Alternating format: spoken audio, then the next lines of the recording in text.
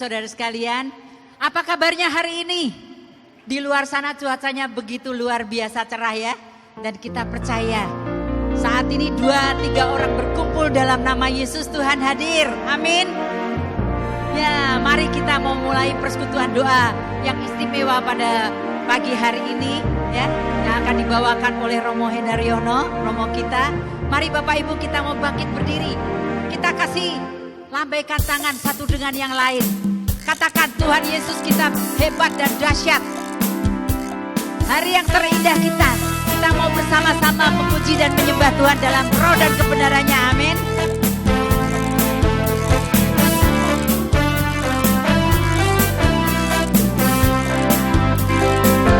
Hari yang terindah ketika ku jumpa dengan Yesus yang menjadi kekasih hatiku. Walau banyak rintangan jalan yang dihadapkan, kasihnya kini jadi kuatku. Di hatiku ada cintanya, di hatiku ku cinta padanya. Ku ingin selalu mendengar suaranya, bertumbuh dalam imanku padanya. Di hatiku, amin, ada cintanya. Di hatiku ku cinta padanya. Ku ingin selalu mendengar suaranya, bertumbuh dalam imanku padanya. Kita nyanyinya mesti dengan penuh gembira ya. Dicepetin ya temponya. Yuk Bapak Ibu sekalian, kalau kita nyanyi dengan hati, Tuhan saat ini hadir. Ya, seisi surga berbahagia melihat anak-anak Tuhan. Wow, dengan penuh semangat Roh Kudus yang menyala-nyala ya. Nyanyi dengan hati, yuk.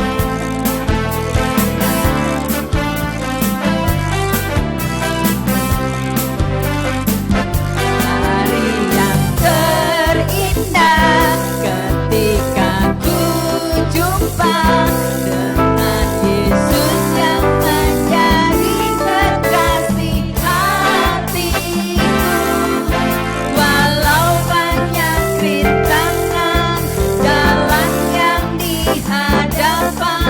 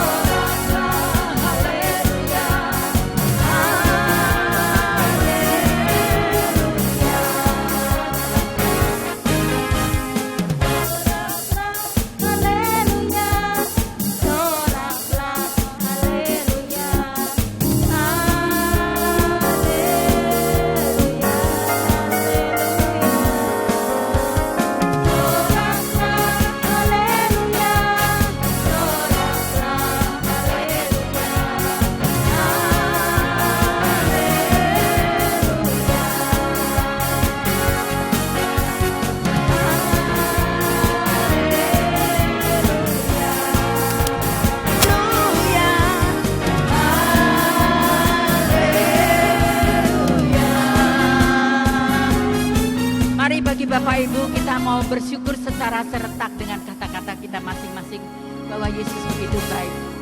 Terima kasih Tuhan atas segala kasih-Mu. Terima kasih atas segala penyertaan-Mu di sepanjang hidup kami Tuhan. Tanpa Engkau kami bukan siapa-siapa. Tanpa Engkau kami tidak punya gembala Tuhan. Tapi bersama-Mu akan ada kemenangan-kemenangan. Terima kasih Tuhan Yesus. Terima kasih Tuhan. Bagi Bapak Ibu yang ingin bersyukur secara pribadi dipersilahkan.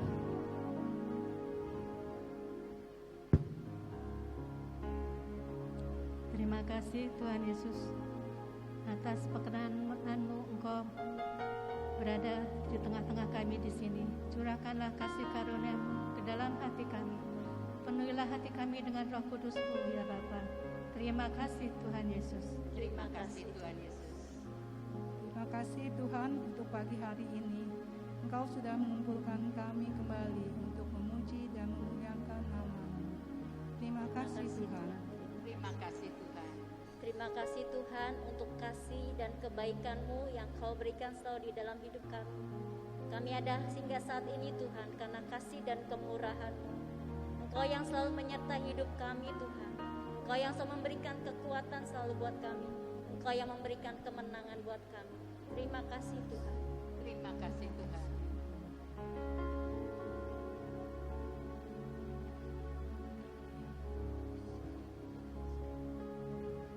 Atas nama Bapa dan Putra dan Roh Kudus, amin. Tuhan, Kau tahu begitu banyak rasa syukur dan terima kasih kami kepadamu ya Bapa.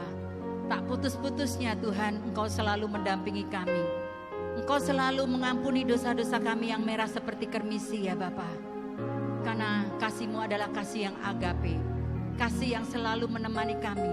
Setiap suka duka kehidupan kami, Engkau tidak pernah meninggalkan kami barang sedetik pun. Terima kasih Tuhan Yesus. Terima kasih Roh Kudus. Terima kasih. Saya mau bertanya Bapak Ibu Saudara sekalian yang di sini, pasti sudah pernah dilawat Tuhan ya? Ada yang merasa hidupnya diberkati Tuhan? Kalau nggak ada, saya mau lapor sama Tuhan Yesus, sama lapor sama Romo Hendar. Sungguh menyedihkan ya. Ayo, nggak ada yang diberkati Tuhan? Hanya satu? Waduh, tadi kita sudah memuji-muji Tuhan ya, sudah berkata haleluya dan sebagainya. Ayo sekali lagi saya tanya nih, Tuhan melihat dari atas. Siapa yang merasa hidupnya diberkati Tuhan? Waduh, yang belum angkat tangan berarti gak diberkati ya? Saya percaya semua pasti diberkati. Nah kalau kita sudah diberkati, mau gak kita kembalikan kepada Tuhan? Mau? Yuk, ada yang mau bersaksi betapa kuasa Tuhan sangat luar biasa. Mari kita saksikan kuasa Tuhan. Karena iblis paling benci kepada umat Tuhan yang bersaksi. Karena dengan kesaksian itu menguatkan yang lain, ya. Jadi itu adalah satu bentuk pelayanan kita. Pelayanan tidak harus memakai uang, tapi pelayanan adalah juga salah satunya memuliakan nama Tuhan sehingga namanya semakin dikenal di seluruh penjuru dunia. Ya. Ayo, ada yang mau bersaksi? Ibu Susi, barangkali? Yuk. Ayo silakan. Belum menghentikan cipta ya, menghentikan ciptanya nanti ya. Sekarang belum menghentikan cipta. Gak ada sama sekali. Wow, luar biasa. Saya mau memberikan kesaksian ya, ini sebagai pancingan saja. Pertemuan saya dengan Romo Hendor itu bukanlah suatu kebetulan. Sejujurnya kami menikah 31 tahun yang lalu. Kami pulang dari kuliah di luar negeri ya. Jadi pada waktu daftar untuk menikah pun juga didaftarkan oleh keluarga. Jadi kami tidak tahu sama sekali siapa Romo yang akan menikahkan kami dan sebagainya. Singkat cerita kami menikah secara Katolik. Kebetulan waktu itu suami saya belum dibaptis. Jadi kita menikah separuh-separuh ya Romo ya. Jadi satu Katolik, satu belum Katolik, hanya simpatisan. Singkat cerita sejalan dengan waktu, kita bertemu lagi dengan Romo Hendar 3 tahun yang lalu ya Romo di tempat ini. Pertemuan yang sungguh sangat luar biasa. Dan saya percaya pada waktu itu Roh Kudus bekerja dengan luar biasa. Karena kalau Tuhan sudah membuka pintu, tidak ada satu kuasa apapun yang bisa menutup pintu itu. Dan saya imani, saya percaya banget seperti itu ya. Nah, singkat cerita kita udah kenalan dengan Romo Hendar. pada waktu sebelum dilantik. Ini akibat pandemi. Jadi pandemi itu tidak selalu momok ya, tidak selalu menyebalkan atau tidak selalu negatif. Tapi di pandemi itu juga banyak kejadian-kejadian di mana keluarga juga banyak dipulihkan ya kan. Yang tadinya nggak pernah ketemu, say hello cuman hai ya. Kalau papanya berangkat, anaknya masih tidur ya. Nanti papanya pulang, anaknya sudah tidur dan sebagainya. Tapi karena pandemi Tuhan izinkan satu keluarga berkumpul makan bersama. Meskipun mungkin masing-masing masih pegang gadgetnya masing-masing ya. Tapi let's say masih lebih bagus dari sebelumnya. Nah, singkat cerita karena pandemi, saya bongkar-bongkar tuh album-album lama saya gitu kan. Ketemu album perkawinan saya 31 tahun yang lalu. Terus saya perhatiin lagi, ini kok kayak saya kenal ya Romonya. Ternyata Romo Hendar yang menikahkan kami berdua. Sungguh luar biasa, saya jujur malu ya. Masa yang nikahin Romonya siapa nggak inget sama sekali, benar-benar memalukan ya. Saya minta ampun Romo sebelumnya. Benar-benar kami ini benar-benar kurang bersyukur ya dan kurang berterima kasih ya. Masa acara ritual yang demikian sakral, pernikahan sampai nggak tahu yang menikahkan siapa. Ternyata beliau adalah Romo Hendar yang menikahkan kami. Sungguh pertemuan ini bukan suatu kebetulan. Saya percaya, saya imani ya. Tuhan itu kalau mau merencanakan sesuatu dalam kehidupan kita, rasanya tuh aneh. Kok bisa ya? Tapi ternyata bisa dan terjadi. Nah, itulah kuasa Tuhan ya. Meskipun sudah 31 tahun belum ketemu lagi, ternyata setelah ketemunya di Yakobus. Cuman saya sedih banget. Baru ketemu 3 tahun kok sudah harus berpisah. Nah itu loh Romo, yang sebenarnya kami sangat sayangkan ya. Kayak 3 tahun kan waktunya cepat sekali, dipotong pandemi. Berarti eventual kita ketemu Romo Hendar cuma setahun ya. Gak sampai ya 9 bulan. 9 bulan tuh kalau bayi hamil sudah baru melahirkan. Sudah tiba-tiba pandemi ya. Semuanya secara online. Tapi kita percaya segala sesuatu apapun yang terjadi di dalam hidup kita, semua sudah di bawah kehendak dan seizin Tuhan. Amin. Mari, sekarang itu tadi hanya pancingan dari saya. Ada yang tergerak mau menyaksikan kuasa Tuhan? Saya percaya pasti banyak sekali hal-hal yang pernah terjadi dalam hidup kita. Kita tidak mau dipermalukan oleh iblis ya. Iblis juga akan tertawa kalau kita tuh anak Katolik ya, umat Katolik tuh rendah hati. Kalau disuruh kesaksian, tar dulu, kamu dulu deh. Nah, saking rendah hatinya ya Romo Hendar ya. Rupanya seperti itu. Ayo, ada yang mau kesaksian? Caroline? Yuk Lin. Nah, beri tepuk tangan buat Caroline. Ini udah diutus oleh Tuhan untuk bersaksi. Selamat pagi Romo, selamat pagi Bapak Ibu. Sebenarnya saya tuh mau memberi kesempatan umat-umat gitu. Jangan-jangan udah bosen gitu Romo, saya lagi. Tapi baiklah. Karena kita harus memberi berkat ya buat orang lain karena kita sudah demikian banyak diberkati. Saya lagi ingat-ingat apa yang saya mau sharing sebagai satu kesaksian. Baiklah. Jadi pada waktu pandemi kemarin saya tuh nggak pernah mimpi bisa ikut misa pentahbisan uskup di Ambon. Karena saya memang nggak punya channel apa-apa ya. Nah tapi singkat cerita ya mungkin juga memang Tuhan kadang memberi sesuatu yang tidak kita minta dan luar biasa. Itu misalnya 4 jam. Datangnya harus sejam sebelumnya, jadi total 5 jam. Kalau kita misa biasa 5 jam tuh mungkin udah mimpi, maksudnya udah ketiduran, udah sempat mimpi berapa babak gitu ya. Tapi karena ini sesuatu yang istimewa, jadi saya bisa mengikuti upacaranya mulai dari perarakan masuk, terus kemudian segala janji-janji, terus kemudian pemberkatan semua uskup kepada uskup Ambon dan sebagainya. Itu suatu kesempatan yang luar biasa. Tapi yang saya mau cerita di sini, dalam perjalanan saya di Ambon, selain saya bisa menyaksikan satu kesempatan yang demikian indah, saya punya pengalaman juga yang kurang mendukung. Dalam hal ini, saya pernah mengalami, jadi di hari ketiga pas pertama kali saya datang di kota Ambon setelah dari berapa hari, itu saya sakit. Wah, saya udah mikir apa bisa ikut misanya ya. Terus udah gitu sakit di tempat yang jauh bersama teman-teman. Saya juga nggak mau membebani gitu, karena teman-teman juga selain ke keuskupan itu untuk misa juga ada sedikit rekreasi. Jadi saya bilang, Tuhan, nggak apa-apa deh, saya dirawat aja gitu ya. Jadi teman-teman juga nggak usah pusing mikirin makan saya, apa saya dan sebagainya. Itu benar-benar sakitnya tuh ya udah tergeletak aja lah gitu ya. Jadi diare yang berkepanjangan sampai anak muntaber lah. Mungkin salah makan, terlalu rakus mungkin ya. Jadi segala makanan-makanan yang di sana dicoba gitu ya. Nah kemudian entah bagaimana ya, ternyata karena kita menginap di hotel yang memang di situ banyak panitia. Jadi seluruh hotel itu memang kayak udah di booking gitu ya.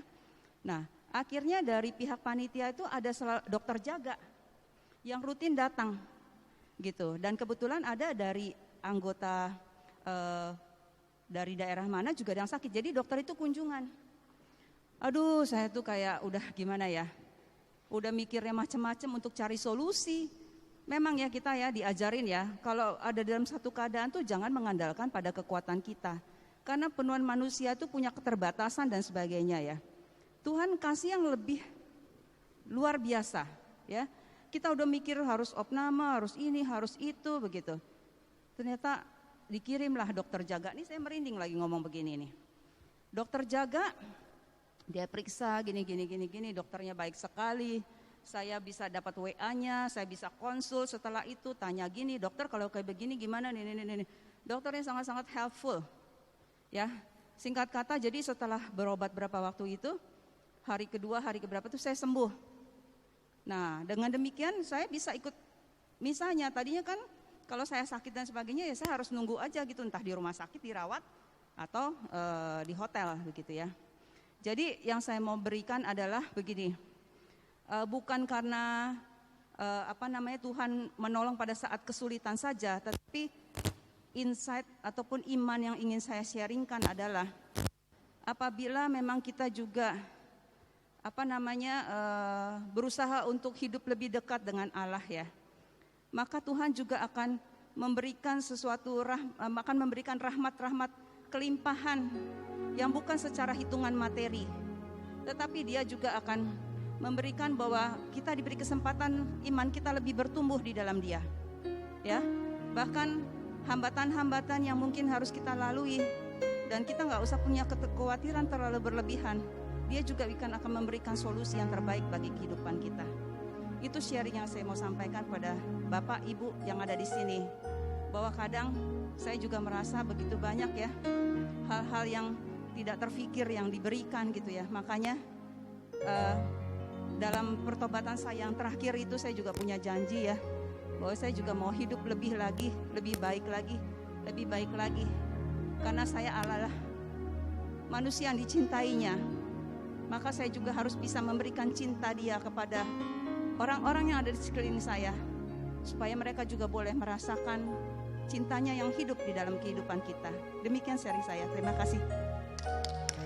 Terima kasih Sis Caroline ya, kesaksiannya yang luar biasa. Benar ya, saya mau tambahkan Bapak Ibu sekalian, menjelang akhir zaman ini banyak ciri-ciri manusia sudah semakin tidak punya kasih yang mula-mula lagi ya. Hanya perkara sedikit mereka rela berbunuh-bunuhan ya dan sebagainya. Jadi sedikit-sedikit panas, sedikit-sedikit emosi dan sebagainya. Tapi kita adalah lebih dari standar. Kita adalah anak Allah. Kalau anak Allah, kalau kita berjalan kita nggak usah ngomong, itu tanda salibnya tuh ada di dahi kita, ya. Jadi segala tingkah laku kita itu dilihat dari perilaku kita sehari-hari. Kita tidak mau mempermalukan Tuhan, tapi jangan sampai orang bilang katanya anak Tuhan, rajin ke gereja, rajin ke PD, tapi kok kelakuannya kayak begitu. Jangan Bapak Ibu, mari kita mulai menata hidup kita, mulai semakin tingkat itu kalau naik kelas ya selalu naik kelas ya. Tidak ada yang sempurna, tapi bagi Tuhan tidak ada yang mustahil ya. Kehidupan rohani kita semakin diperbarui, semakin melekat.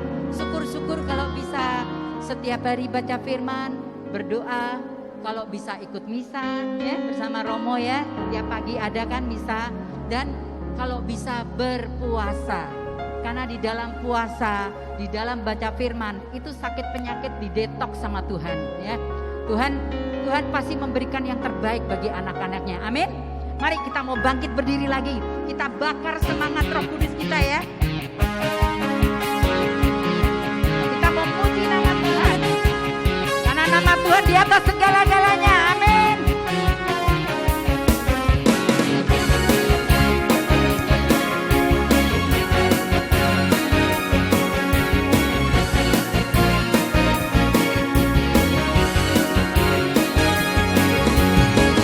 Terpujilah namamu Tuhan, ajaib dan warna kemuliaan. Satu suara kami nyatakan, kebesaran-Mu tetap selamanya. Terpujilah namamu Tuhan, haleluya. Ajaib dan penuh keagungan. Satu hati kami nyatakan, keajaiban-Mu kekal selamanya.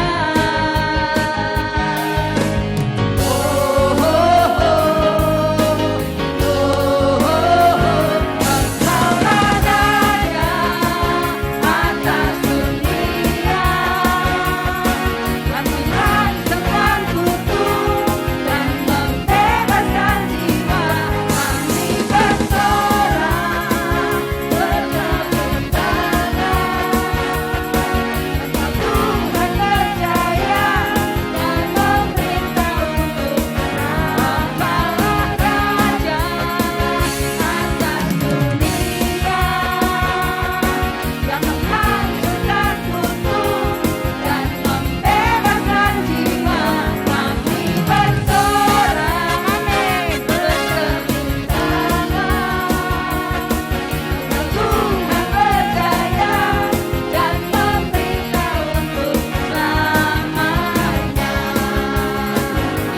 Balah Raja atas dunia, yang menghancurkan kutuk dan membebaskan jiwa. Kami bersorak bertepuk tangan, Engkau Tuhan berjaya dan memerintah untuk selamanya. Engkau Tuhan berjaya dan memerintah untuk selamanya. Tuhan kita adalah Tuhan yang maha besar, Tuhan yang maha segala-galanya. Dia tidak pernah terkalahkan, Dia tidak pernah tergoyahkan. Amin.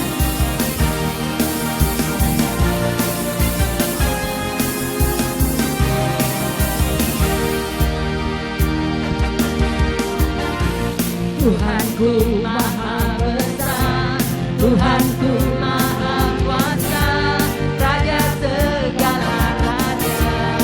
Amin, haleluya. Dia takkan tergoyahkan, Dia takkan terkalahkan. Dia hidup dan berkuasa. Tuhan namanya Yesus, Tuhan Raja, segala kuasa tunduk dalam nama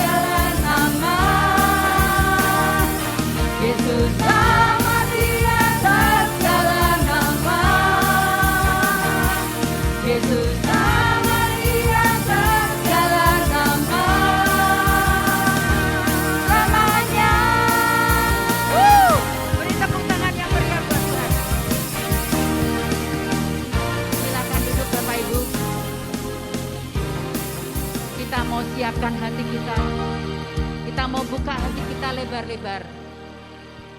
Kita lupakan segala permasalahan-permasalahan kita. Entah itu masalah anak, keluarga, sakit penyakit, masalah rumah tangga, keuangan atau siapapun ya. Saat ini kita hanya melihat hanya kepada Tuhan. Kita pejamkan mata kita, kita bayangkan bahwa Tuhan saat ini hadir di tengah-tengah kita. Kita sampaikan segala masalah-masalah kita kepada Tuhan. Karena kalau kita angkat tangan, Tuhan akan turun tangan. Tuhan akan menumpang anak-anaknya di dalam segala perkara apapun. Jangan pernah kita meragukan kuasa Tuhan. Karena kuasa Tuhan, kuasa yang mampu memerdekakan kita. Bless the Lord, oh my soul, oh my soul, worship His holy name.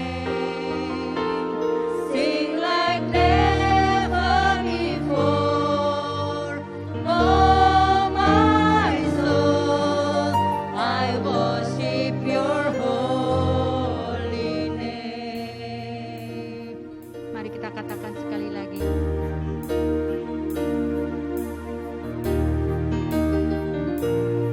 Bless the Lord, oh my soul, oh my soul, worship His holy name. Sing like never before, oh my soul, I worship Your holy name. The sun comes up, it's a new day dawning. It's time to sing Your song again.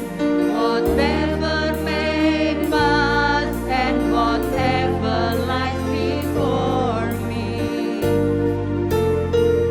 let me be singing with You evening come.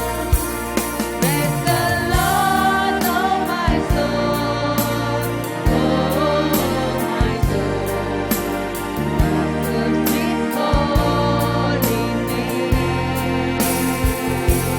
Sing like never before, oh my soul, I worship Your holy name. Rich in love and You're slow to anger. Your name is great and Your heart is kind. For all Your goodness I will keep on singing. 10,000 reasons for my heart to find. Bless the Lord, oh my soul, oh my soul, worship His holy name.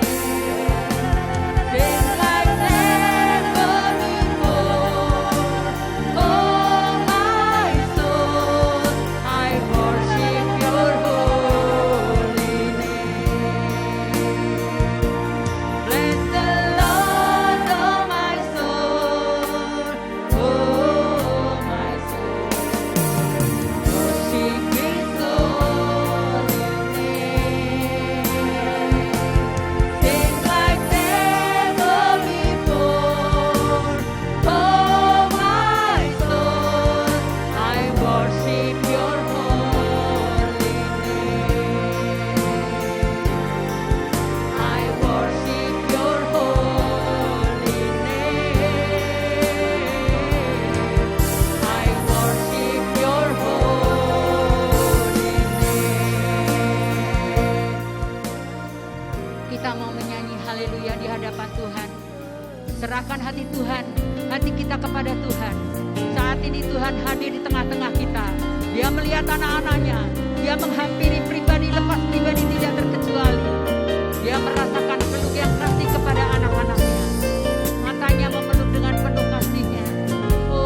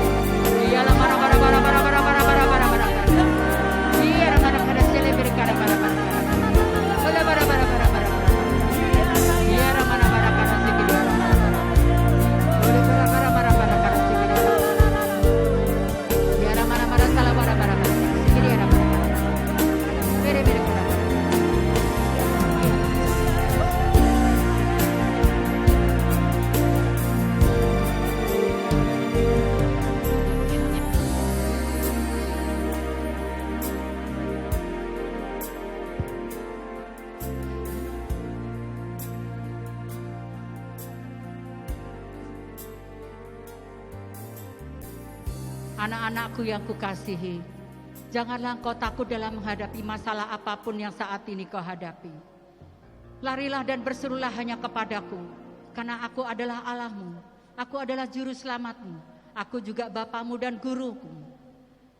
Karena aku tidak akan pernah meninggalkan anak-anakku jatuh tergeletak sendirian, tapi aku akan memberikan kelegaan bagi siapapun yang berseru di atas namaku.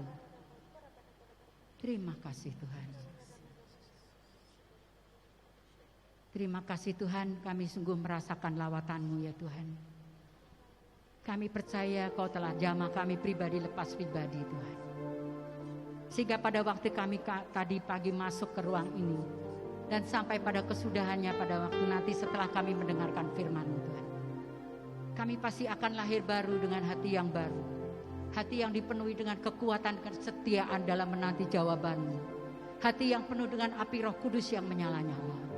Tuhan, terima kasih kalau pada pagi hari ini Kau kirimkan anak-Mu yang terkasih Romo Hendaryono di tempat ini. Kami tahu Tuhan Kau sangat menyayangi anak-Mu ini ya Bapa.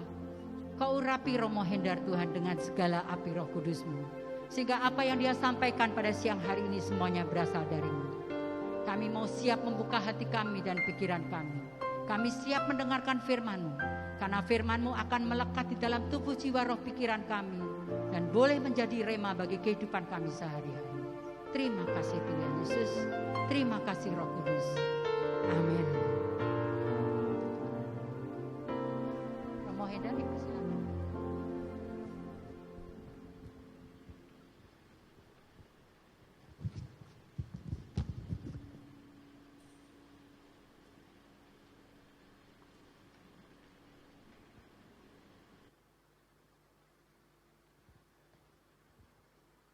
Para ibu dan bapak, saudari-saudara terkasih, kepada saya diminta untuk berbicara soal Yesus dan hukum Taurat.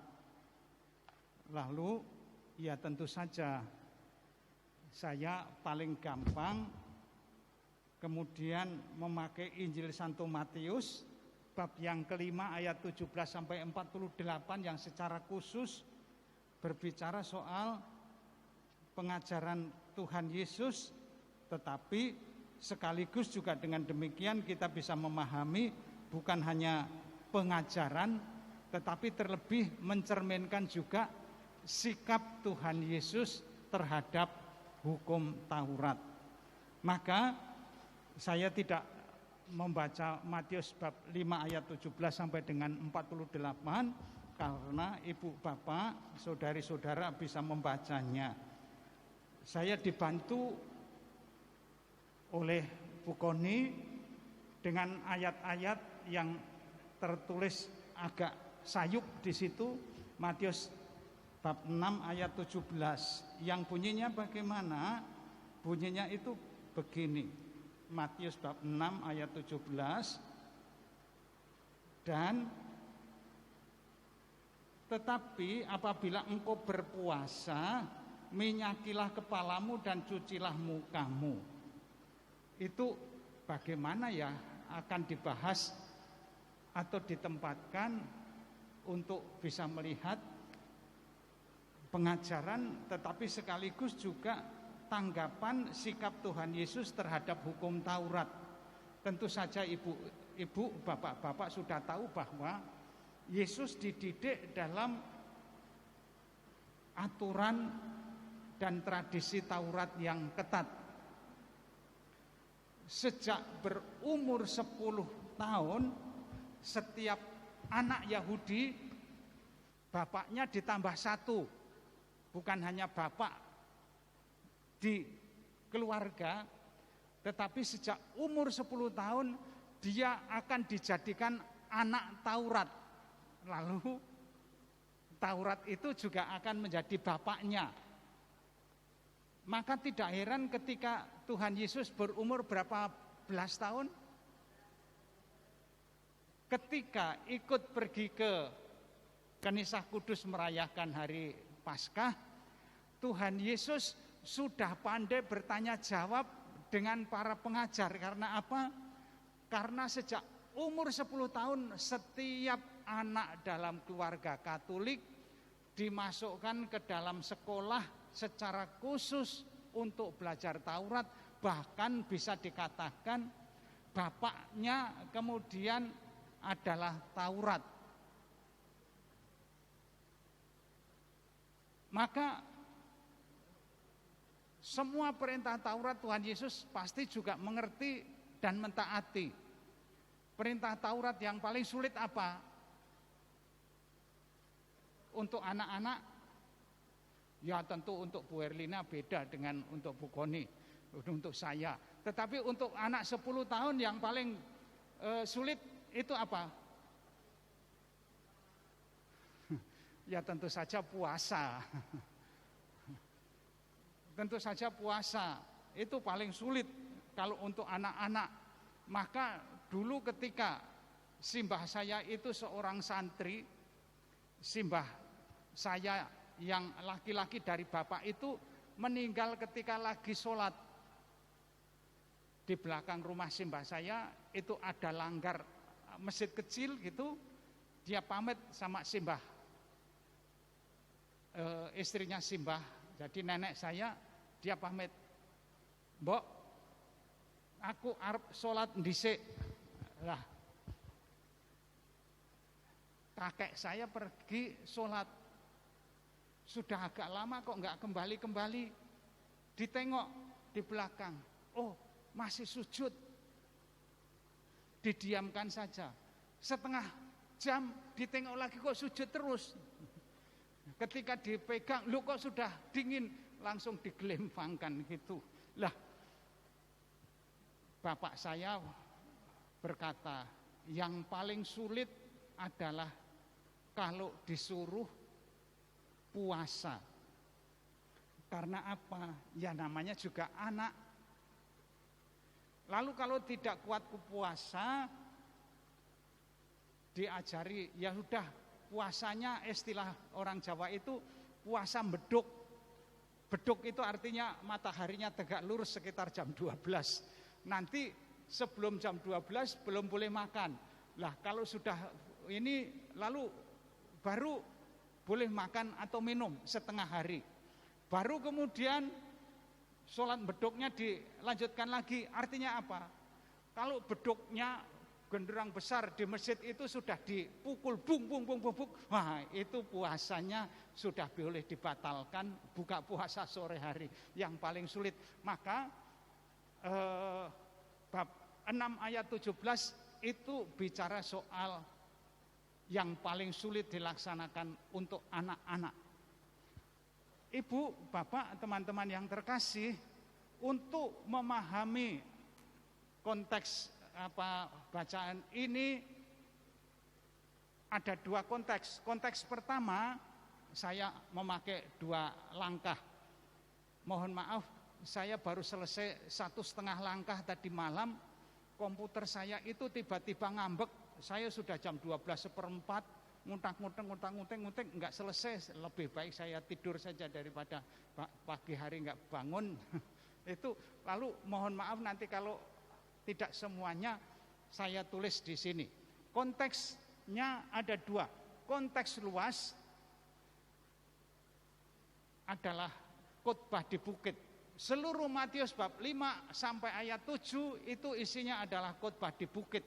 Dan itu adalah ajaran yang khas dalam Injil Santo Matius. Tidak banyak Matius bab 5 sampai bab 7 itu yang ada di dalam Injil yang lain. Ada beberapa yang ada, tetapi kebanyakan dalam Injil Santo Matius saja. Mari kita lihat. Konteks luasnya adalah khotbah di bukit, Matius bab 5 sampai bab 7. Konteks lebih terbatas kecil yaitu tentang Yesus dan hukum Taurat ada pada bab 5 ayat 17 sampai 48 tadi saya katakan. Kita klik, mari kita lihat next. Ya. Apakah bisa dibaca yang kecil-kecil? Iya. Semangat apa yang ada dalam konteks luas kutipan penghayatan Tuhan Yesus terhadap Taurat, dan itu diajarkan kepada kita. Matius bab 5 dan kita bandingkan dengan Lukas bab 6. Sesudah itu sama-sama ada sabda bahagia. Dalam Injil Santo Lukas bab 5 ayat 1, karena ibu bapak tidak memegang Alkitab, saya bacakan ya begini. Bab 5 ayat 1. Ketika Yesus melihat orang banyak itu, naiklah ia ke atas bukit, dan setelah ia duduk datanglah murid-muridnya kepadanya. Maka Yesus pun mulai berbicara dan mengajar mereka. Jadi Matius 25 ayat 1 dimulai dengan apa? Gambarkan Yesus naik. Sesudah Yesus naik, apa? Langkah kedua, Yesus duduk. Naik, lalu duduk. Mohon maaf, seandainya saya naik, kemudian saya duduk, oke, duduk saja.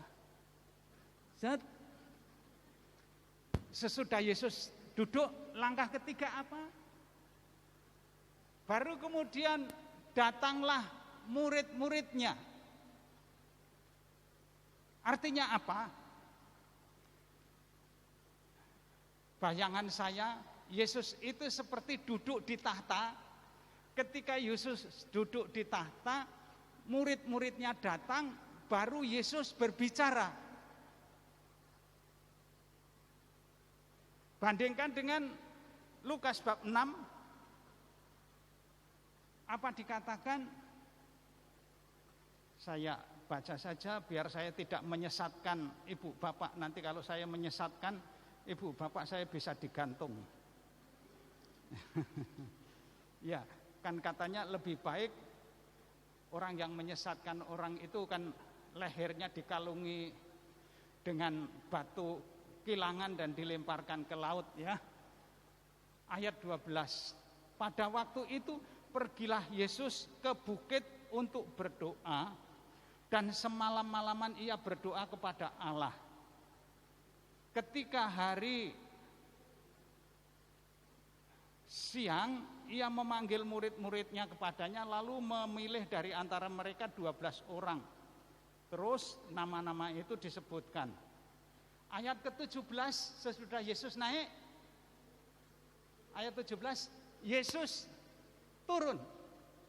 Kalau Matius tadi, Yesus turun atau tidak? Yesus tidak turun, tetapi Yesus tetap di atas bukit duduk. Tetapi kalau Lukas berbeda, Yesus naik, Yesus berdoa, Yesus memilih murid-murid 12 orang, kemudian Yesus turun. Sesudah Yesus turun, apa yang terjadi?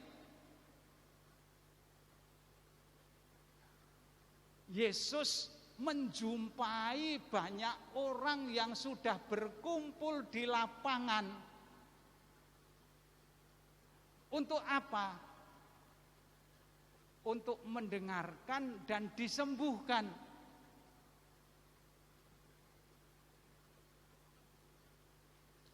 Ibu-ibu yang mengecek di HP-nya, betul ya yang saya katakan ya? Betul begitu kan? Ya, ibu-ibu makanya yang tidak membaca Alkitab, jangan khawatir, saya tidak menyesatkan.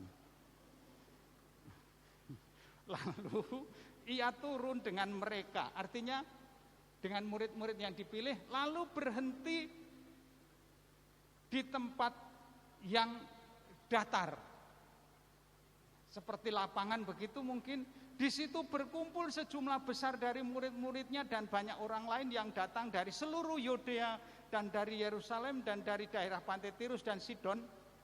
Mereka datang untuk mendengarkan dia dan untuk disembuhkan dari penyakit mereka. Lalu sudah itu saya langsung ke ayat 20. Lalu Yesus memandang murid-muridnya dan berkata. Sabdanya apa? Dalam Matius bunyinya begini, berbahagialah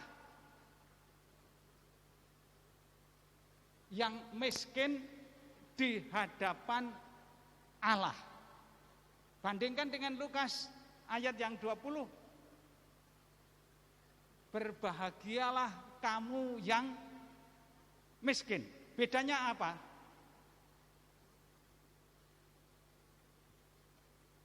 Bedanya menurut Matius itu kata-kata yang berbahagia adalah miskin di hadapan Allah. Kalau tidak miskin di hadapan Allah tidak bahagia, ya kan?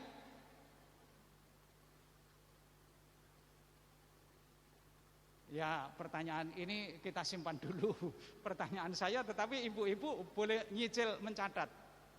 Kalau kata-kata berbahagialah yang miskin di hadapan Allah, itu artinya apakah kalau tidak miskin di hadapan Allah tidak bahagia?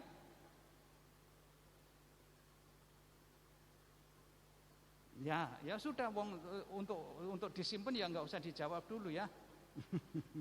Lalu kalau Lukas sabdanya adalah berbahagialah kamu yang miskin.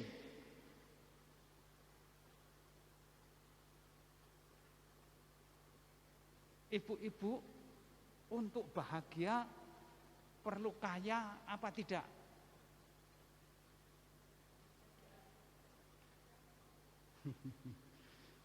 Untuk bahagia perlu kaya apa tidak? Ya sudah, kalau begitu pertanyaannya yang lebih gampang. Orang miskin bisa bahagia enggak? Wah, kalau gampang kan jawabnya langsung ya bisa. Ya, pertanyaannya lebih gampang. Iya. Jadi sekarang pertanyaannya untuk Injil Santo Lukas.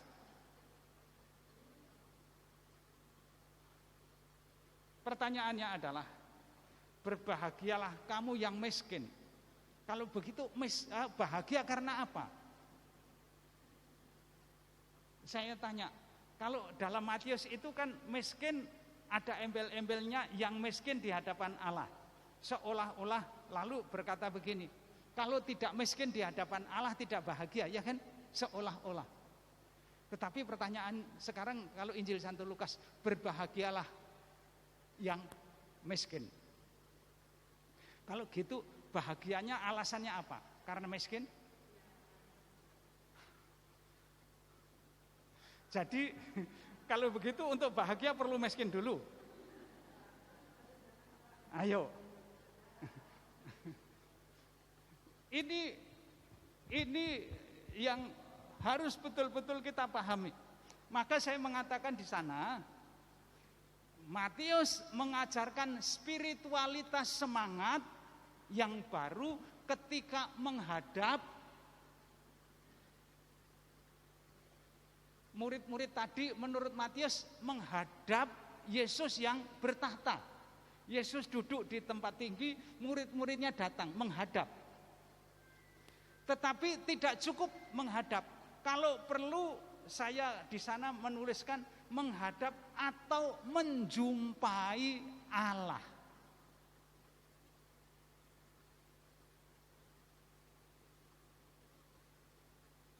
Saya memakai dua kata yang berbeda. Yang satu menghadap, yang kedua menjumpai. Ibu-ibu kalau berdoa menjumpai Allah atau menghadap Allah?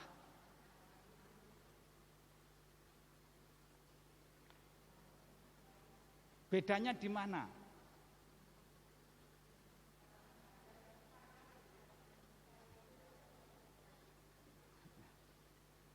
Iya. Kalau menghadap itu lebih resmi. Perlu izin. Ya kan? Mendaftar ke protokol atau asisten pribadinya, sekretarisnya. Apakah saya diperkenankan menghadap, ya? Kalau saya menjumpai, saya lebih mau menekankan ini sebagai sikap pribadi yang tidak perlu persyaratan protokoler, menulis surat izin atau mohon izin, perkenankan menghadap, enggak, menjumpai. ada semangat tertentu yang diajarkan oleh Injil Santo Matius bagi setiap orang yang ingin menghadap maupun menjumpai Allah. Sikap itu apa?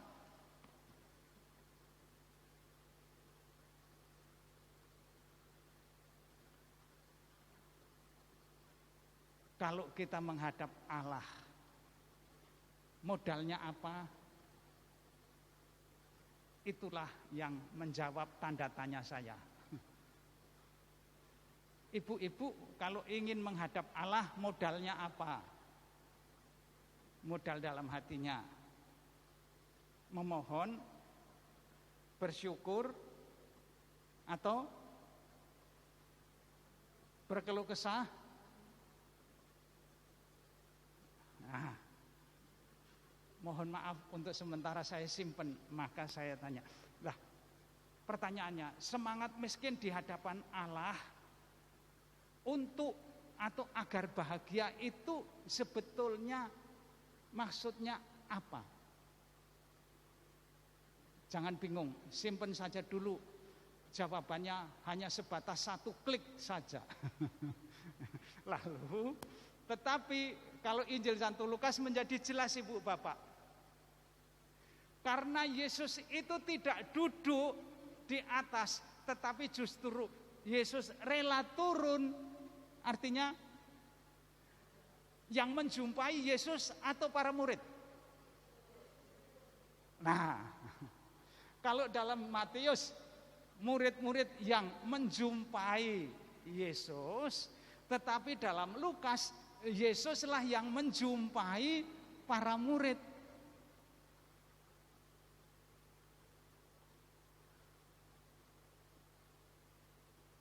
Sudah persis ngerti ya maksud saya ya. Jadi dalam Lukas Yesuslah yang menjumpai. Maka kalau Tuhan Allah sudah menjumpai, sekalipun saya miskin, apakah kemiskinan saya masih kepikir? Enggak.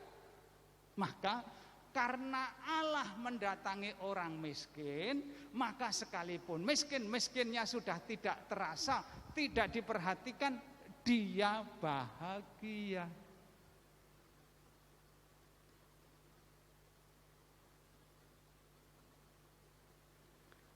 Lah, tetapi yang jadi masalah yang kita bahas sekarang ini Injil Santo Matius. Kalau miskin di hadapan Allah itu lawan katanya apa? Siapa yang bisa kaya di hadapan Allah? 2 minggu yang lalu atau minggu yang lalu, demikianlah nasibnya orang yang kaya harta dunia tetapi tidak kaya di hadapan Allah. Masih ingat? Tetapi sekali lagi itu Injil Lukas, karena itu bacaan hari Minggu. Tetapi baik, ibu-ibu enggak usah dikacaukan dengan Injil itu. Kalau kita menghadap Allah, saya merasa kaya, saya mempunyai nama baik, istri saya cantik. Wih, kok saya bilang istri saya cantik, enggak bisa ya. Apa kalau begitu? Oh, saya sudah saya sudah dianggap layak oleh uskup untuk segera meninggalkan Kelapa Gading misalnya. Wah. Atau segeralah pergi dari Kelapa Gading agar tidak banyak orang yang tersesat karena kamu. Mungkin begitu ya kan. Wah, lalu saya merasa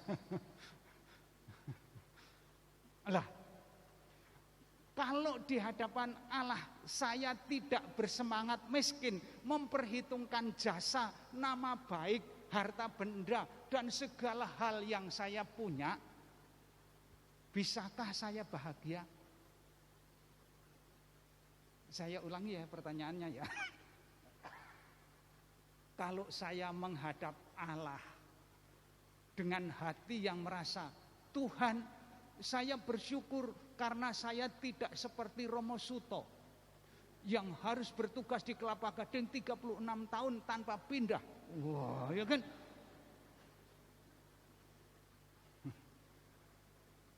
Pasti dia tidak sukses kerjanya. Berbeda dengan saya yang bertugas 4 tahun sampai 1 September nanti, itu saja sudah dipotong 2,5 tahun pandemi. Saya sudah dianggap lulus, maka saya boleh pergi dari Kelapa Gading. Kalau begitu saya pergi ke Kelapa Gading dengan gembira, apa tidak? Ya gembira, tetapi saya tidak bahagia. Karena saya menyombongkan diri di hadapan Allah.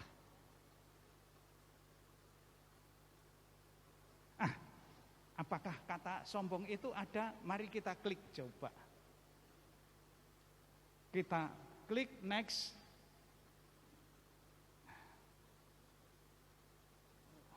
Wah, jangan-jangan ini komputernya juga macet seperti komputer saya semalam. Saudara-saudara, ibu-ibu, bapak-bapak, berdasar pemahaman kita mengenai konteks yang luas terhadap sikap dan ajaran Yesus tentang Taurat, Matius 15 harus diterapkan bila kita mau membahas Matius yang selanjutnya itu tadi. Kalau orang yang berpuasa kemudian wajahnya dibuat surem, lalu hormatilah orang puasa, warung harus ditutup misalnya, itu sikap sombong atau rendah hati atau miskin di hadapan Allah. Karena apa? Karena puasa hanya diartikan tidak makan siang hari. Saya khawatir kadang-kadang kita juga berpikir begitu. Puasa itu berarti tidak makan siang hari. Maka kalau malam hari boleh makan sepuas-puasnya, ya kan? Maka segala sesuatu yang menyebabkan saya gagal tidak makan siang hari itu harus diusir, ditendang. Lah kalau begitu puasanya itu di hadapan Allah atau di hadapan saya? Semangat itulah yang diajarkan Tuhan Yesus kepada kita. Dan susahnya apa ibu bapak?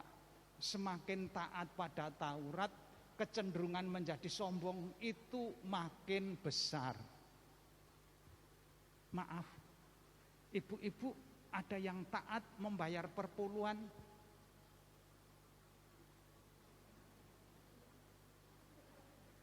Banyak orang Katolik yang taat membayar perpuluhan loh. Terus yang membaca Alkitab setiap malam,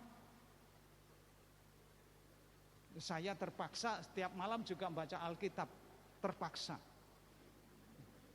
Karena doa malamnya isinya Mazmur.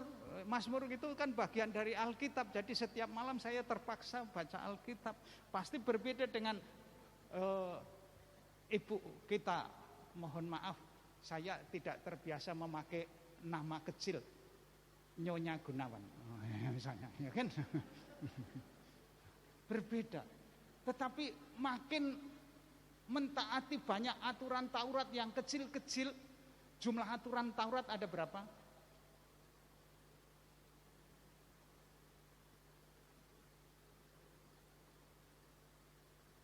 Sudah pernah melihat orang Farisi yang memakai baju kebesarannya, memakai jumbai doa begini, pakai ban, lalu bannya itu ada perintil-perintilannya itu kecil-kecil, jumlahnya perintil-perintilannya itu berapa? Nggak tahu, saya kasih tahu mau. Jumlahnya ada 600,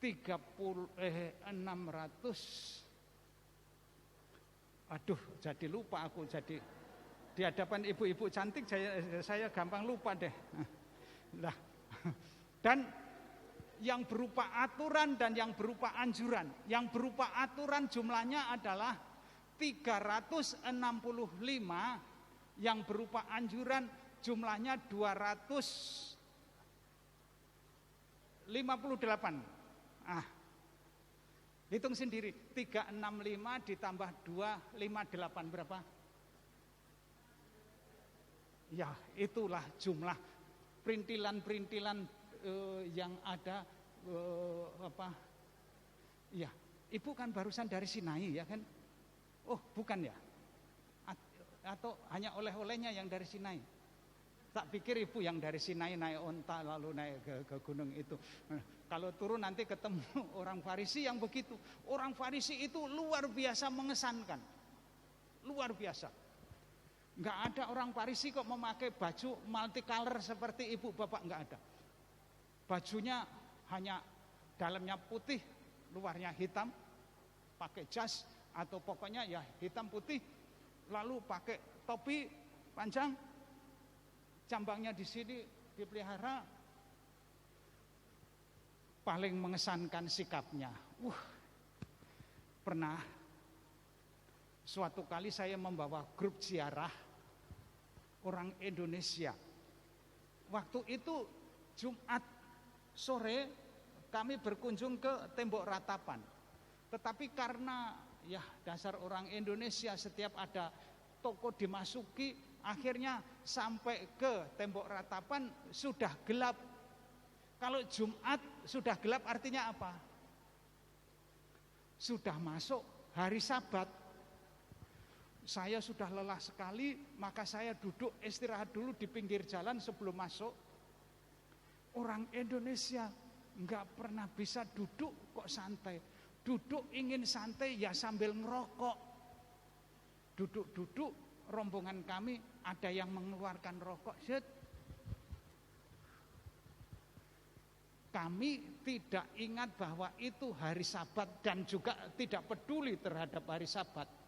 Tiba-tiba ada rombongan orang Farisi yang bajunya hitam-hitam pakai ini itu datang. Saya baru sadar bahwa itu hari Sabat. Waduh, ini hari Sabat, kita melanggar perintah Sabat karena apa? Teman-teman saya dari Indonesia itu ngerokok enak saja, pas-pus. Wah, saya sudah khawatir setengah mati. Waduh, terlambat pulang ke Indonesia ditahan Israel. Ya kalau enggak dipukuli. Waduh, panik saya. Orang Farisinya itu malah mendekati gini lalu bilang, dia mengeluarkan juga rokoknya. Yang lucu lagi apa? Kemudian dia pinjam rokoknya teman itu, kemudian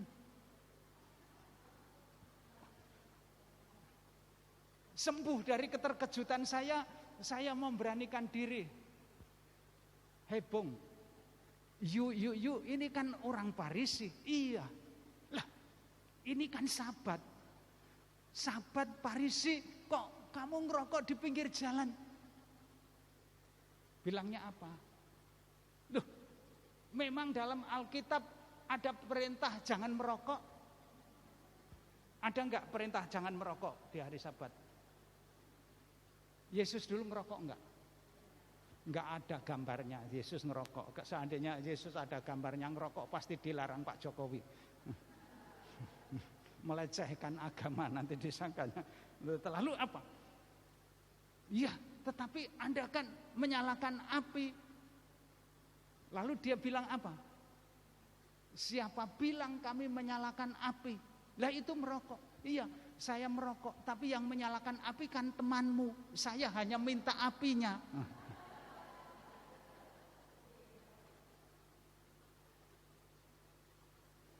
Saya menunjukkan betapa orang yang mentaati Taurat itu kadang-kadang menjadi orang yang luar biasa teliti, detail, tetapi menyelidiki hukum bukan untuk mentaati dengan baik, tetapi agar bisa ngrogoti hukum, mencari untungnya dari aturan-aturan itu.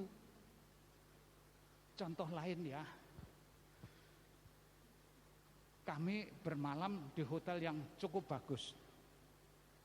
Tetapi karena hari Sabat, lalu ada istilahnya itu sabbatical lift. Lift yang khusus hari Sabat. Jadi setiap lantai, liftnya itu akan berhenti dan membuka sendiri. Setiap lantai berhenti membuka, lantai berhenti. Dan hotel yang kami tempati itu ada 20 atau 23 lantai.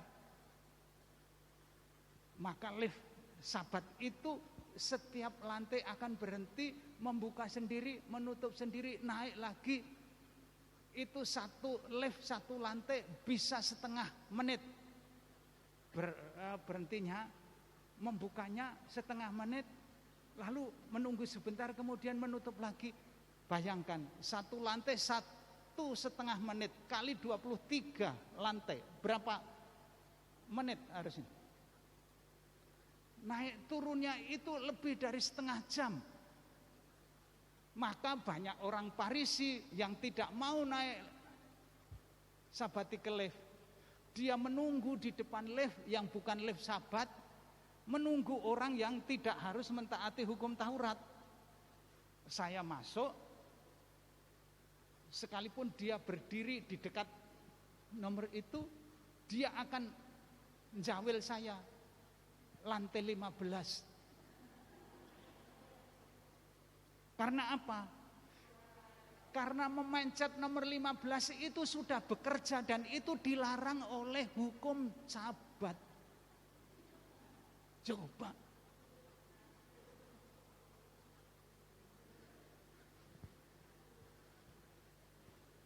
Ibu-ibu bisa tertawa di sini, tapi kalau mengalami sendiri jengkel. Tetapi untung bahwa waktu itu dia juga pandai hukum Sabat sehingga kami tidak dihukum karena merokok di pinggir jalan itu. Siapa bilang saya menyalakan api?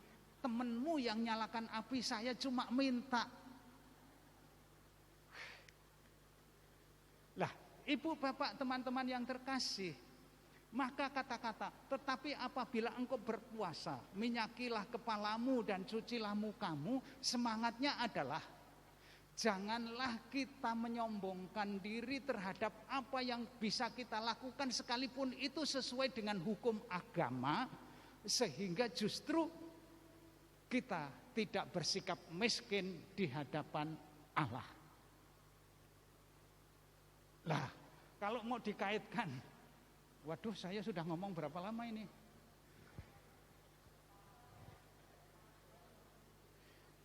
Kalau saya ngomong panjang itu jamnya ibu-ibu cepat rusak. Ya kan, kalau saya ngomong ibu-ibu kan langsung begini, langsung tangannya diketok-ketok karena jamnya biar jalan lagi.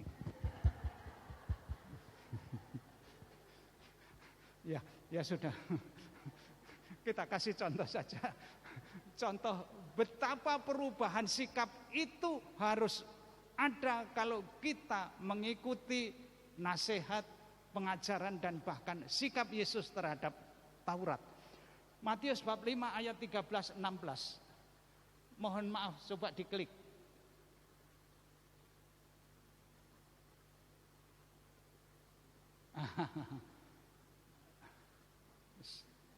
Saya membaca ayat 13 ya. Kamu adalah garam dunia. Jika garam itu menjadi tawar, dengan apakah ia diasinkan? Tidak ada lagi gunanya selain dibuang dan diinjak orang. Kamu adalah garam dunia. Jika tidak asin, tidak ada gunanya, lalu dibuang, diinjak orang. Saya tanya ini, karena asin maka disebut garam, atau karena garam maka asin? Ibu memilih rumusan yang mana? Karena asin maka disebut garam, atau karena garam maka asin? Menurut ibu yang benar yang mana? Yang pertama apa yang kedua? Kedua. Kita ganti saja garamnya dengan anjing pasturan yang namanya Yuna. Karena anjing maka menerkam ayam saya, atau karena menerkam ayam maka dia anjing?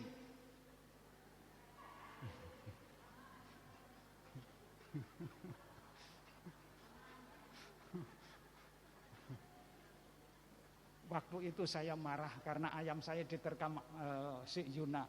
Saya bilang begini, kurang ajar, saya undangkan harahap kamu, saya bilang gitu.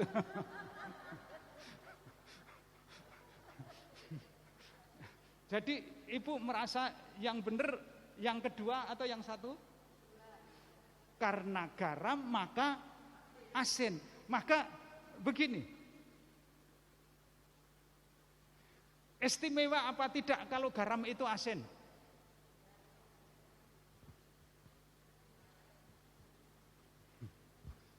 Istimewa apa tidak kalau garam itu asin?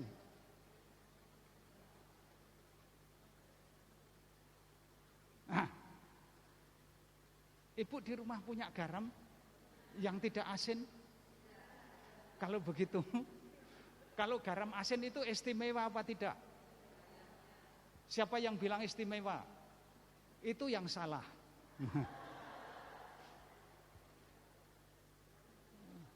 Adalah biasa kalau garam itu asin, bener enggak? Adalah biasa kalau garam itu asin. Kalau tidak asin, maka adalah wajar kalau garam itu asin, ya kan? Sekarang mari kita lihat yang kedua. Kamu adalah terang dunia, kota di atas gunung tidak mungkin tersembunyi. Lagi pula orang menyalakan pelita atau dian tidak menaruhnya di bawah tempat tidur, tetapi ditaruh di atas dian agar menerangi semua orang di dalam rumah itu. Berandai-andai sedikit deh, berandai-andai sedikit. Giliran listrik padam, terus ibu-ibu menyalakan lilin, ya. Lilinnya ditaruh di mana? Kalau listrik padam, ibu menyalakan lilin ditaruh di atas meja. Ibu yang hebat atau bukan?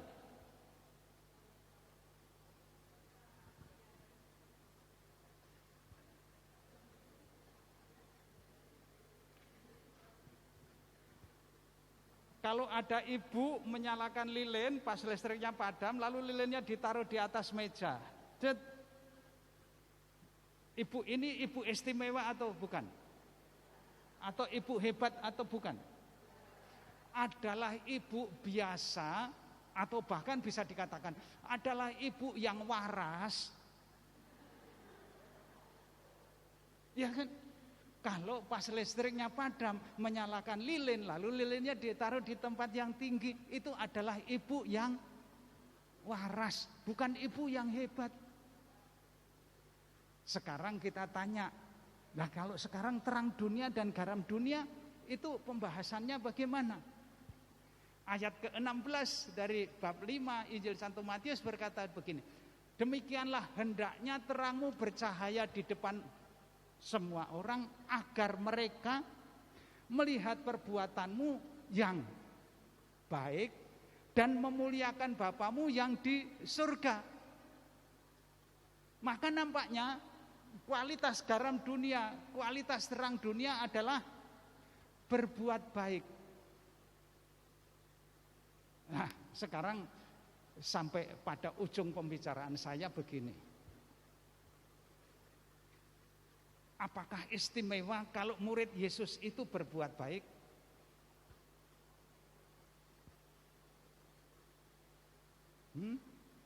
Istimewa apa tidak murid Yesus itu berbuat baik? Sama dengan garam itu adalah lumrah kalau garam itu asin. Adalah lumrah kalau garam dunia murid Yesus itu berbuat baik. Sekarang saya tanya, ibu-ibu kalau sudah berbuat baik merasa istimewa atau biasa? Kalau ada ibu-ibu merasa istimewa gara-gara berbuat baik, mohon maaf, dia tidak miskin di hadapan Allah seperti dikatakan Matius yang itu.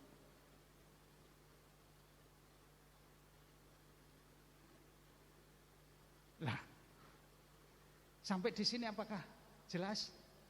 Kalau sudah jelas ya sudah, mau ngapain lagi? Ya sudah. Kalau sudah jelas ya sudah, ya kan.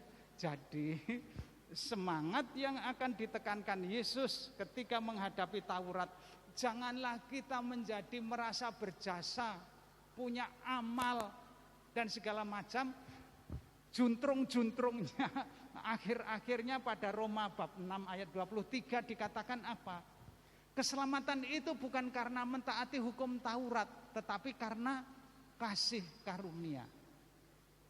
Upah dosa adalah maut. Maka sebagai orang yang sudah dibaptis, saya mengakhiri renungan siang ini dengan pesan begini. Janganlah kita mendoakan saudara kita yang sudah berpulang dengan doa yang tidak dibaptis. Doanya yang tidak dibaptis itu bunyi begini, Ibu Bapak. Semoga Romo Hendar yang sudah berpulang diberi kerajaan surga sesuai dengan amal ibadahnya.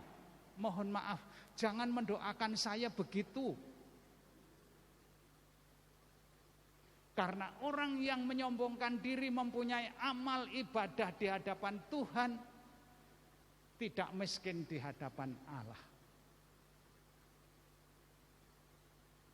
Kalau begitu, semoga Romo Hendar yang sudah berpulang diberi kerajaan surga sesuai dengan apa? Sesuai dengan kebaikan Tuhan yang sejak di dunia ini mengajak kita semua menjadi anak-anak Allah. Dengan kata-kata ini saya ingin mengakhiri pembicaraan saya. Terima kasih, Tuhan memberkati. Amin.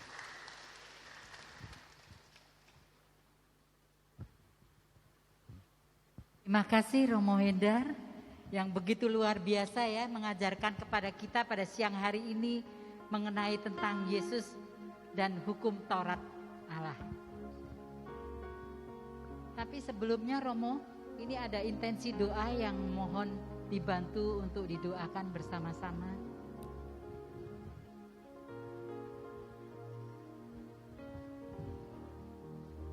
Marilah kita bersatu hati dalam doa.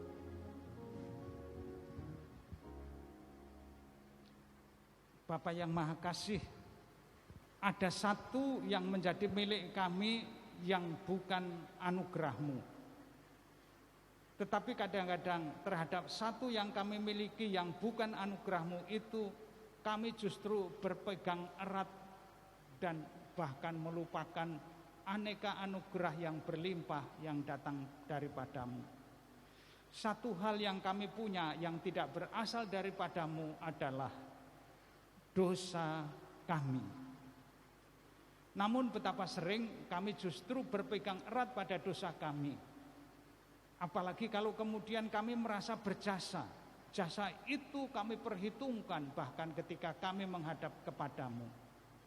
Bapa yang Maha Kasih, terima kasih atas sabda yang boleh kami renungkan pada siang hari ini, di mana Yesus Putramu mengajak kami bersikap miskin di hadapan-Mu.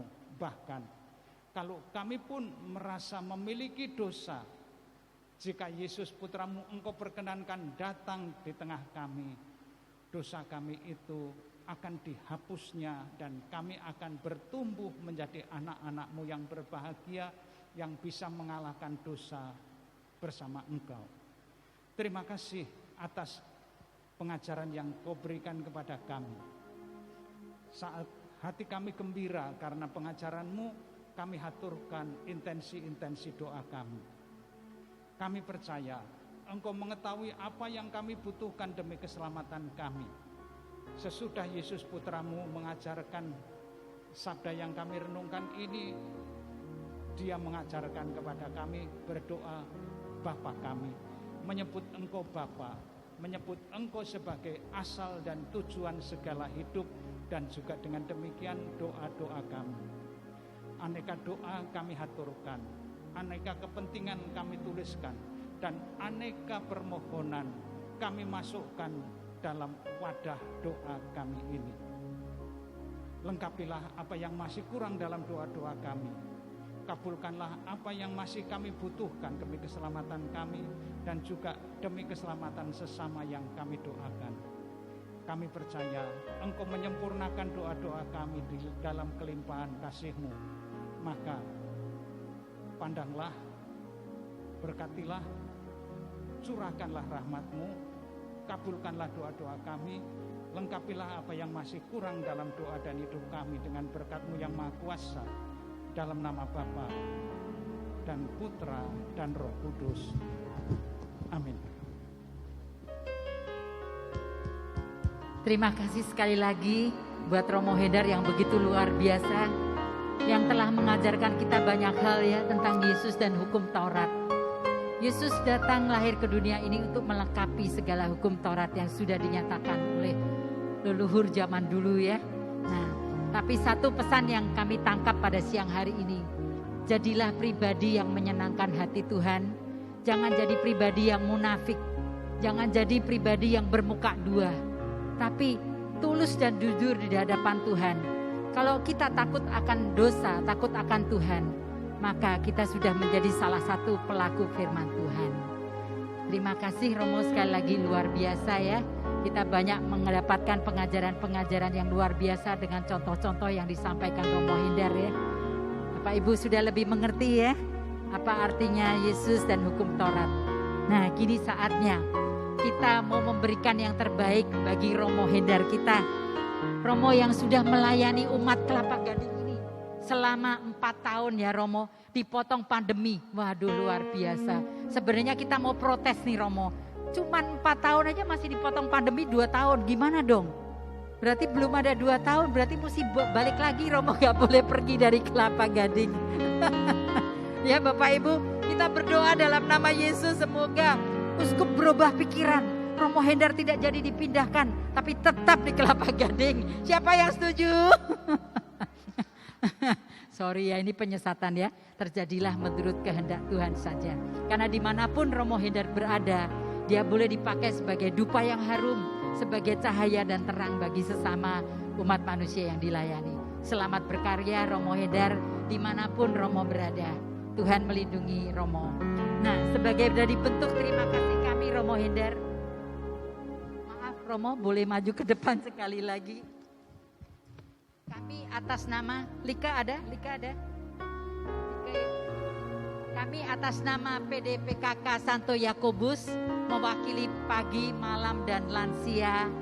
Kami menghaturkan banyak terima kasih Romo atas segala apapun yang telah Romo berikan kepada kami, yang selalu mendukung kami komunitas persekutuan doa karismatik pemberian di Yakobus ini ya. Karena tanpa dukungan dari Romo kami tidak bisa berbuat apa-apa. Terima kasih Romo. Mungkin boleh dibuka Romo, ini kenang-kenangannya. Lika.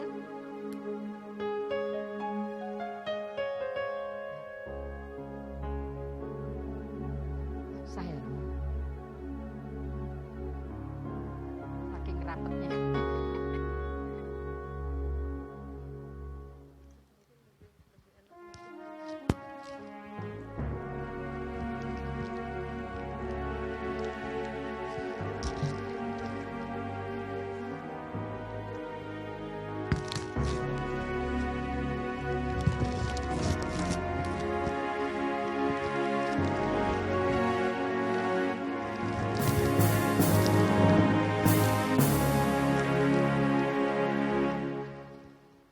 Ini adalah bentuk kenang-kenangan dari kita buat Romo Hindar selama 4 tahun mendukung dan melayani umat Paroki Santo Yakobus khususnya PDPKK. Supaya Romo juga tidak lupa pada kita-kita ya. Dimanapun Romo berada, doa kita selalu menyertai Romo. Dan ada satu lagi Romo, kenang-kenangan buat Romo. Semoga Tuhan memberkati Romo. Tidak usah dibuka, nggak apa-apa Romo. Itu anak adanya dalamnya berlian Romo. Ya. Sekali lagi ya terima kasih kepada Romo Hindar yang begitu setia dan selalu menopang kegiatan PDKKK ini. Baik Bapak Ibu Saudara sekalian, ini saatnya kami akan mengembalikan sebagian dari berkat yang Tuhan sudah berikan kepada kita untuk memperluas pelayanan kerajaan Tuhan. Mari kita memberikan yang terbaik. Aku semua milikku, ku serahkan padamu Tuhan. Penyesalan dan kebanggaan, suka dan duka, semua ku serahkan. Yang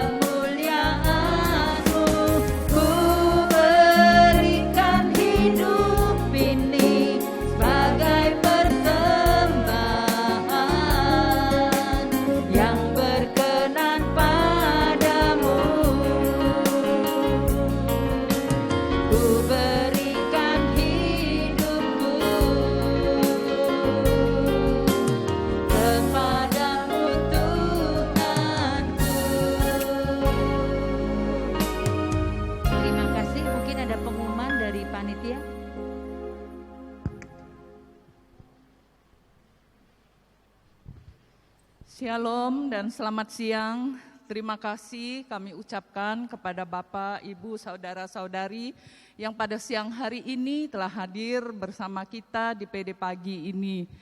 Kepada Romo Hendar, terima kasih atas firman yang diberikan pada siang hari ini.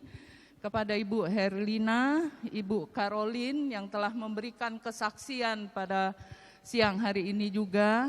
Terima kasih atas kesaksian yang telah menguatkan kita. Kepada tim pujian yang dipimpin oleh Ibu Herlina, terima kasih. Dan kepada teman-teman singer, Ibu Anita dan LCD, Bu Unyati, Alvin, dan kepada para penerima tamu yang bertugas pada hari ini dan petugas yang lainnya. Tuhan memberkati pelayanan dan Anda semuanya. Ada beberapa pengumuman. Kamis malam tanggal 4 Agustus jam 19 di tempat ini ada renungan diisi oleh Bapak Elvin Suryajaya, temanya dengan pecandu mukjizat. Selasa pagi tanggal 9 Agustus jam 10 di tempat ini ada renungan juga dibawakan oleh Romo Tunjung Kusuma dengan tema tidak penting dinilai baik oleh dunia, lebih baik di hadapan Tuhan. PD Lansia akan diadakan secara online pada tanggal 12 Agustus, diisi oleh Bapak Elfridus Ludoni, tema penguasaan diri.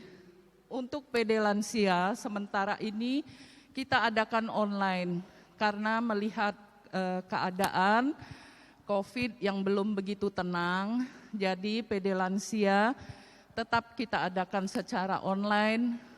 Kita akan melihat lagi situasi, kalau membaik kita akan mengadakan PD Lansia secara online.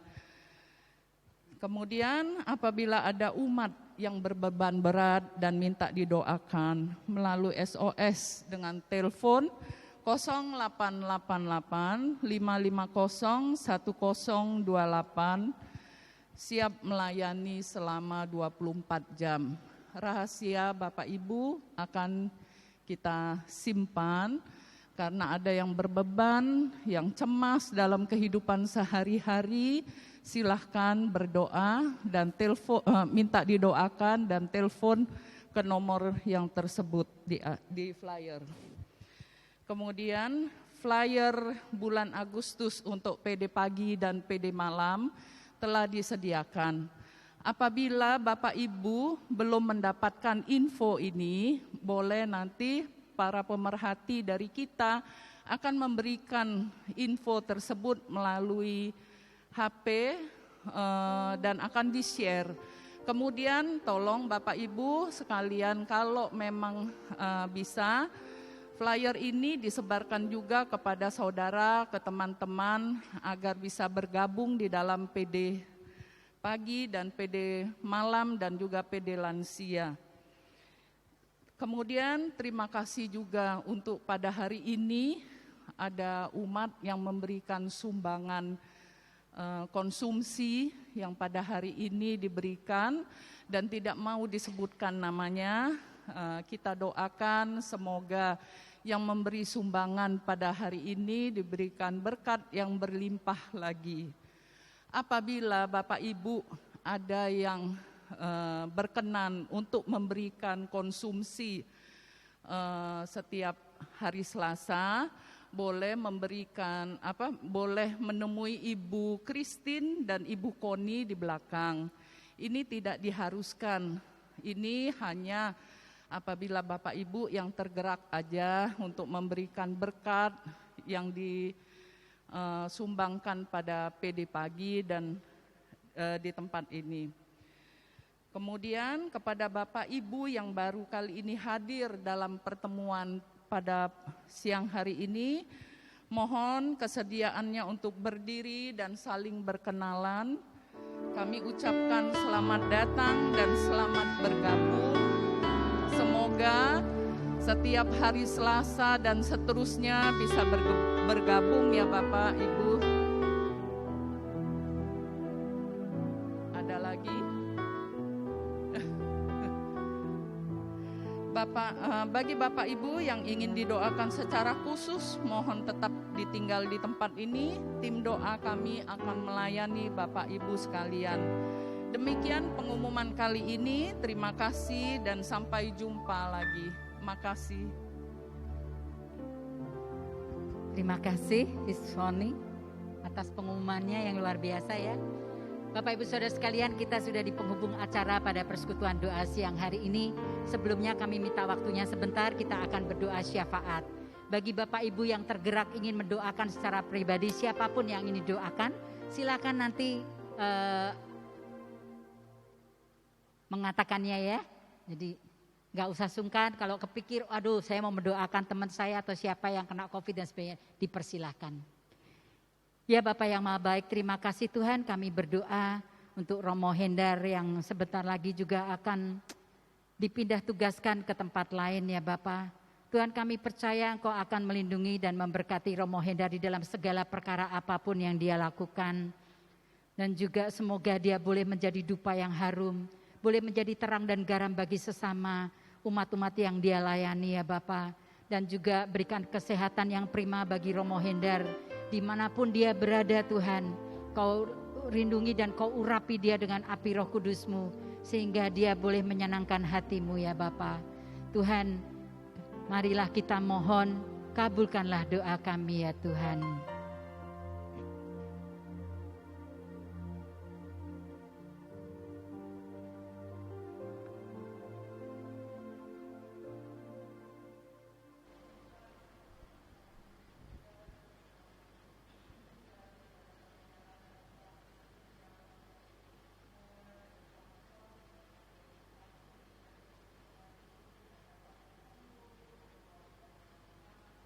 Kabulkanlah doa kami ya Tuhan.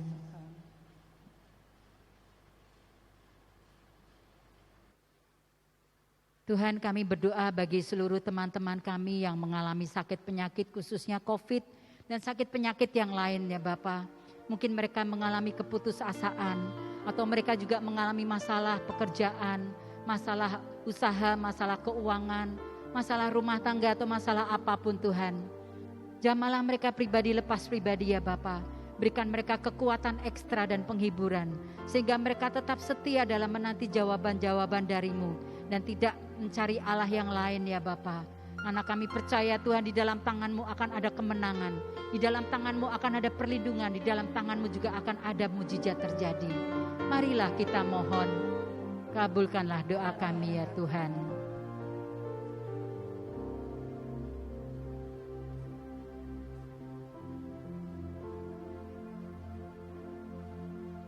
Tuhan, kami juga berdoa bagi bangsa dan negara ini, khususnya Bapak Presiden kami Joko Widodo ya Tuhan. Dan seluruh jajaran stafnya ya Bapak. Tuhan, Kau tutup balut mereka semua dengan darah-Mu yang telah Kau korbankan di atas kayu salib. Sehingga bangsa dan negara ini boleh mengalami transformasi besar-besaran. Boleh mengalami pertobatan massal besar-besaran.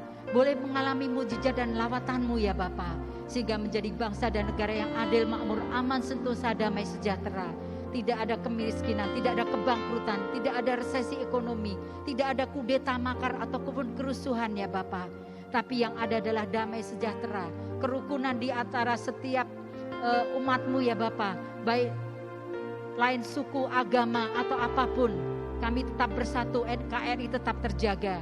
Dan nanti di tahun 2024 Tuhan, Kau kirimkan kami seorang presiden dan wakil presiden yang takut akan Tuhan, yang sama baiknya atau lebih baik lagi daripada Jokowi, yang bisa membawa pembaharuan kepada bangsa dan negara dan meneruskan segala perjuangan-perjuangan yang sudah dimulai oleh Bapak Joko Widodo.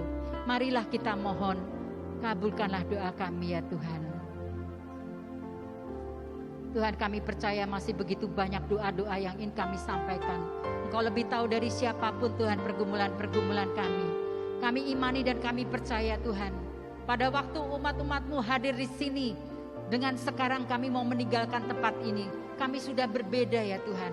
Karena firman yang Kau taburkan lewat anak-Mu Romo Hendar tidak akan terbuang dengan sia-sia, tapi boleh menjadi rema bagi kehidupan kami sehari-hari. Terima kasih Tuhan Yesus, terima kasih Roh Kudus. Kau sungguh baik, sangat baik dan teramat baik.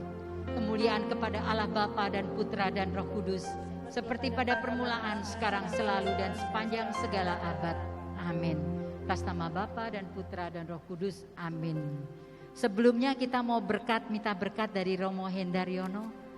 Persilahkan Romo memberkati kami semua.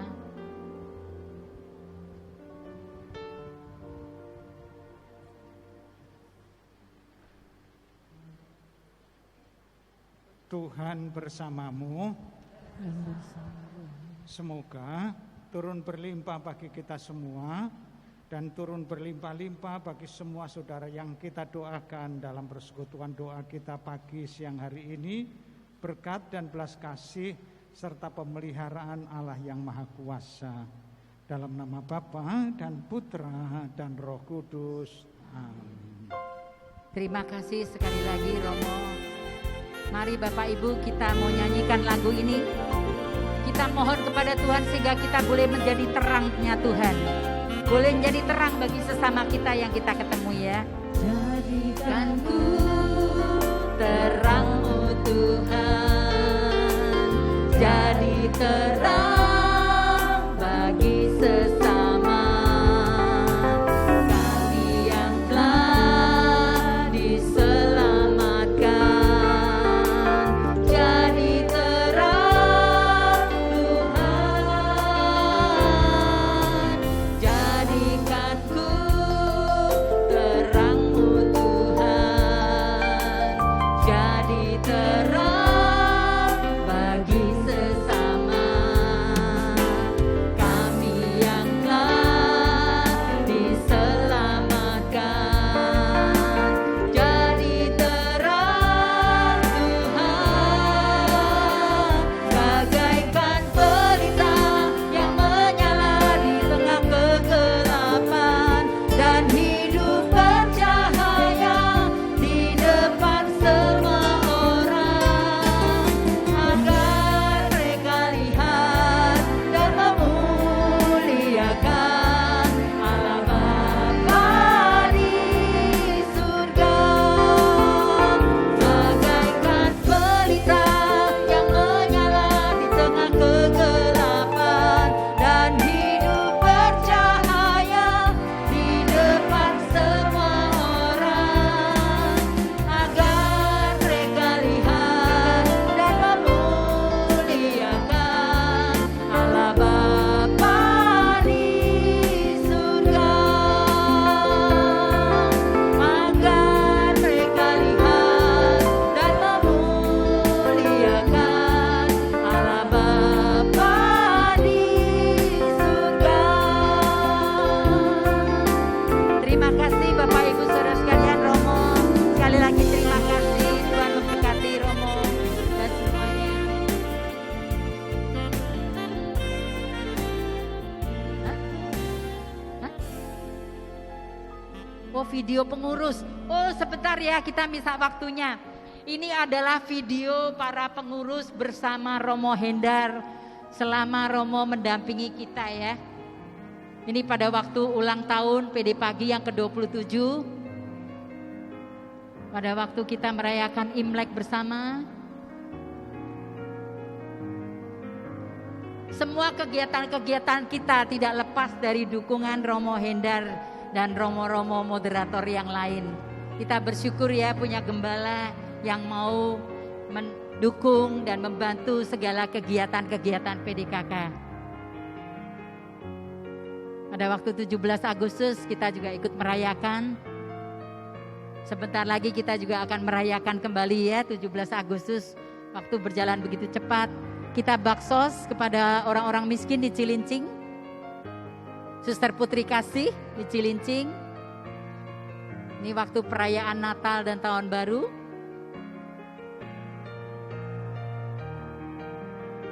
Waktu perayaan Imlek bersama Romo Ho. Ada perlombaan ya. Shanghai Dress terbaik. Berbagi kasih menjelang Imlek. Kita datangi umat-umat di Yakobus di Kelapa Gading. Ulang tahun. Ini pelantikan oleh Romo Hendar pada waktu kita dilantik 3 tahun yang lalu, Romo.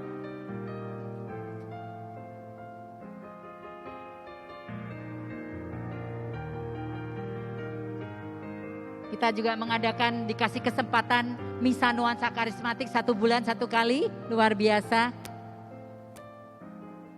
Ini semua kegiatan PDPKK ya, pagi, malam, lansia. Terima kasih Bapak Ibu Saudara sekalian, tanpa kalian kami bukan siapa-siapa.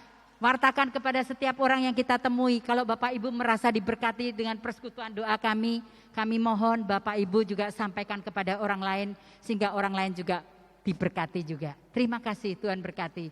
Sekali lagi terima kasih Romo Hendar, selamat jalan, selamat berkarya Romo, Tuhan memberkati. Mari mau berfoto, yang mau berfoto bersama ya, umat boleh ikut berfoto bersama Romo Hendar, silakan.